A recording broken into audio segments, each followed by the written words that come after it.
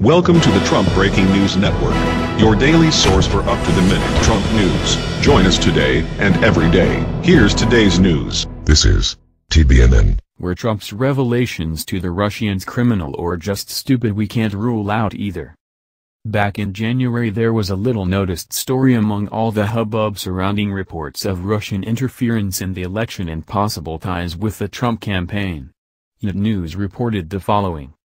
Donald Trump's upcoming inauguration as the next president of the United States is causing Israeli intelligence officials to lose sleep as well. Discussions held in closed forums recently raised fears of a leakage of Israeli intelligence top classified information, clandestine modus operandi and sources, which have been exposed to the American intelligence community over the past 15 years, to Russia, and from there to Iran. The following month the Wall Street Journal reported this. U.S. intelligence officials have withheld sensitive intelligence from President Donald Trump because they are concerned it could be leaked or compromised, according to current and former officials familiar with the matter. These reports were received in right-wing circles as evidence of ongoing treason by the intelligence community. I recall coming across them and thinking that it seemed paranoid. It was hard to imagine that even Trump could be so dumb or craven as to give secret information to anyone, particularly to the Russian government. Sure, he had a thing for Putin and was precipitously tilting toward Russia for shallow and non-strategic reasons, but the presidency would have to sober him up and require him to operate in a more serious manner. Nobody in their right mind could have ever believed that within 4 months Trump would unceremoniously fire the FBI director over what he admitted were concerns about the Russian investigation and then the next morning meet with Russia's Foreign Minister Sergei Lavrov in the Oval Office. The meeting had been previously scheduled, but it looked terrible. It looked even worse when the American press was kept out of the meeting while representatives of Russian government media were allowed in. They posted pictures of President Trump at the meeting grinning like a jack-o'-lantern with Lavrov and a surprise guest, Ambassador Sergei Kislyak, the man at the very center of the Russia probes.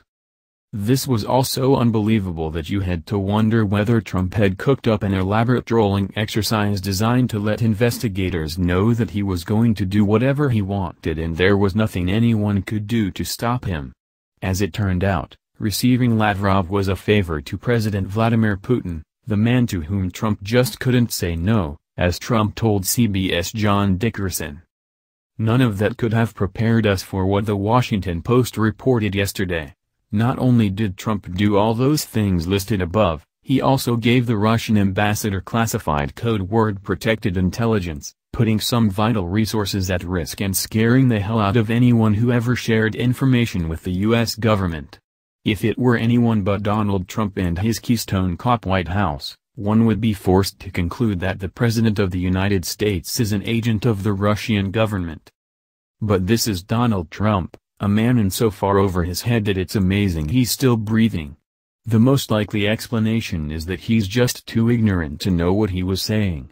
By all accounts, he refuses to sit still for briefings and demands that all reports be reduced to single-page bullet points.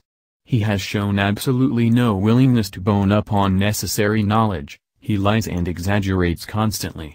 And all you have to do is look at his Twitter feed to see that he is as impulsive and combative as a tween bully. So it's entirely predictable that he shot off his mouth to the Russian foreign minister and ambassador as a boast. According to the Post he said, "I get great intel. I have people brief me on great intel every day," and proceeded to blurt some out to prove it. His warm feelings toward Russia may have been the motivation. US intel official says Trump was trying to show Russians how cooperative he wants to be with them in fight against ISIS. At Washington Post. Richard Engel, at Richard Engel, May 16, 2017. Those Russian officials were undoubtedly very pleased. They certainly were all smiles in the pictures. American allies and others who have cooperated with the U.S. in sharing intelligence probably weren't quite so happy about it. This bombshell couldn't have come at a worse time. Trump is about to embark on his first international tour and it was already looking like it would be yet another humiliation for the United States. Foreign Policy reported on Monday the following about the upcoming NATO meeting. NATO is scrambling to tailor its upcoming meeting to avoid taxing President Donald Trump's notoriously short attention span.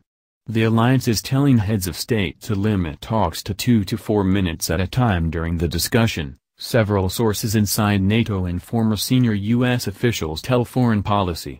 And the alliance scrapped plans to publish the traditional full post-meeting statement meant to crystallize NATO's latest strategic stance. The heads of 28 NATO member states will be there, and they're all anticipating a meeting tailored to a petulant child who needs to be entertained. Even a brief NATO summit is way too stiff, too formal, and too policy-heavy for Trump. Trump is not going to like that, said Jorge Benitez, a NATO expert with the Atlantic Council, a Washington think tank. Organizers are scrapping the normal declaration that accompanies such meetings because they think Trump won't be happy. You see, one of the primary reasons for NATO's existence is its adversarial relationship to Russia, and we all know how Trump feels about that. After Trump's shenanigans this past week, let's just say that it's unlikely anyone at the meeting will feel all that comfortable sharing anything but small talk with President Loose Lips. According to Foreign Policy, people are scared of his unpredictability, intimidated by how he might react knowing the president might speak his mind, or tweet his mind, the former official said. Or, as another current senior NATO official put it before the meeting, we're bracing for impact. It's best to keep your seatbelt fastened at all times. The turbulence grows worse every day. That's the news. Join us here every day. Be sure to subscribe and click the bell. See you next time. This is TBNN.